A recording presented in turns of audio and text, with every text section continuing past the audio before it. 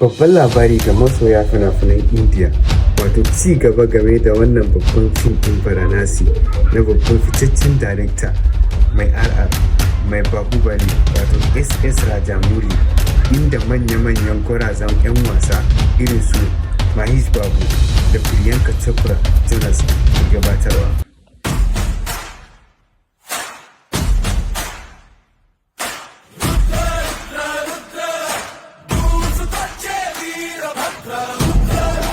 Fitaccen darekta wato mai suna SS Rajamouli, wanda ya manya-manyan fina-finai irin su RR da Bahubali, inda ya karya tarihin box office a baya, yana aiki tukuru game da wannan sabon fim nashi mai suna Varanasi.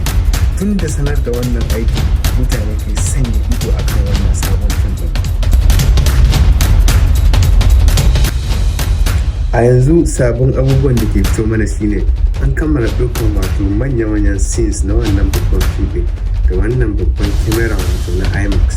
Gaskiya wannan babban ci gaba ne, saboda wannan doka da ake yi da kyamara na IMAX yana cin kuɗi sannan yana ɗaukar lokaci sosai. Rajamouli ya ƙara bayyana cewa aikin yana tafiya kamar yadda aka tsara, sannan wannan aikin yana dab da kammaluwa. Ga kaɗan daga cikin manya-manyan jaruman da zamu iya gani a wannan babban shiri wato na Varanasi. Na farko akwai Mahesh Babu. Mahesh Babu wannan shine karon na farko wanda zai fara aiki da babban darekta wato SS Rajamouli.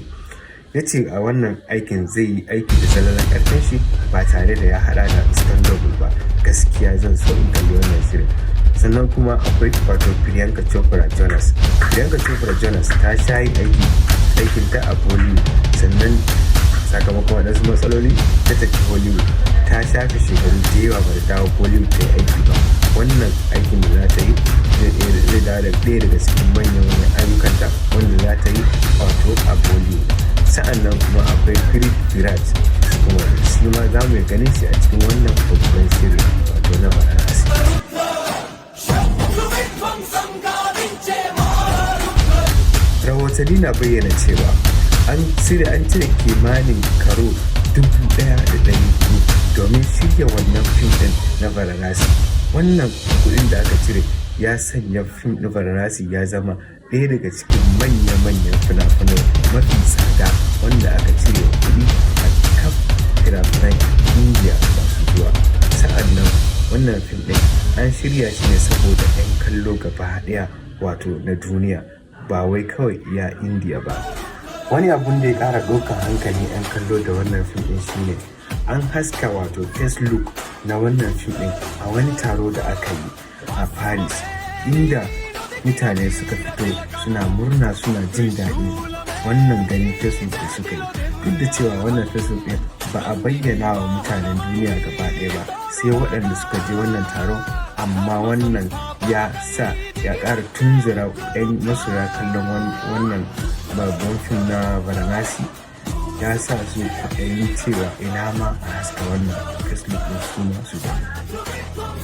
A inda ake tsammani da wannan fim ana sa rai za ta fito wato 7 ga Afrilun 2027, inda za a saki wannan babban fim ɗin a wato a gidajen kallo na sinima.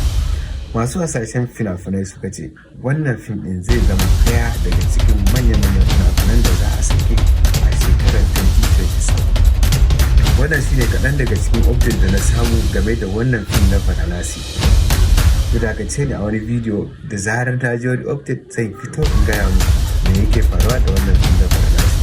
Kuna ganin cewa wato babban darekta SS Rajamouli zai kare rekod nashi wanda ya ajiye a babban fim nashi na wato Bahubali da ya yi, sannan kuma da fim nashi ya yi na RR zai iya karya rekod din. Kuɗin da ya samu a wani jan fina-finan zai iya karyawa ya samu zarti fiye da haka wato a wannan babban fim nashi wato na Varanasi. Ni da gaskiya ina ga wannan fim zai da ɗaya daga cikin manya-manyan fina-finai na wato shekarar 2027, na saboda wannan a shirye yake. Kyamaran da ake aiki da shi ma na daban ne, sannan jaruman ƙwararrun jarumai ne wanda aka tara su. Gaya wani ra'ayinku wato a comment section domin samun manya-manyan labarai wato na Hollywood da Bollywood. subscribe na wannan channel.